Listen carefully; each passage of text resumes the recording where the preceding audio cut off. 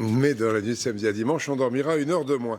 Lié à la santé encore, aider les personnes âgées à avoir des contacts et des activités grâce à des chiens. Dans certains établissements, on met les pensionnaires en contact avec des chiens qu'on appelle les chiens visiteurs. Au centre hospitalier gériatrique de Cornil, en Corrèze, Carlo Paredes et Sylvain Thévenard.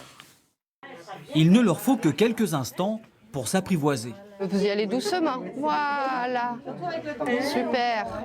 Dans cet atelier de prévention des chutes, tout est basé sur la relation affective avec l'animal, comme un antidote au repli sur soi-même. Il faut les caresser surtout, et puis ils aiment ça. Hein. Vous savez, on enjambe sur le côté. Allez, enjambez, elle va vous suivre, Dolinique.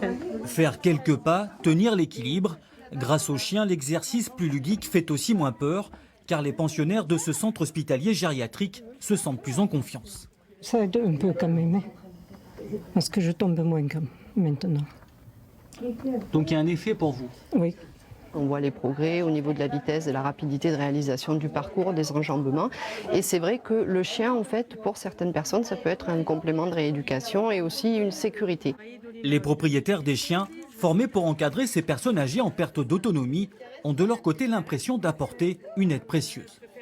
Ça aide à passer, bien sûr, ce cap qui est difficile, donc de la perte d'autonomie. On essaye, avec nos petits moyens, de retarder l'échéance.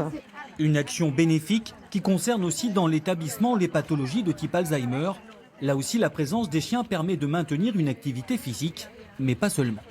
On peut travailler la mémoire parce que souvent il y a plein de souvenirs qui remontent, les chiens qu'eux ils avaient chez eux, comment ils s'appelaient, la couleur, etc. Ça travaille tous les sens, le toucher, les émotions, donc vous savez qu'on peut travailler plein de choses. La balade peut alors très vite devenir un voyage dans le temps agréable et stimulant.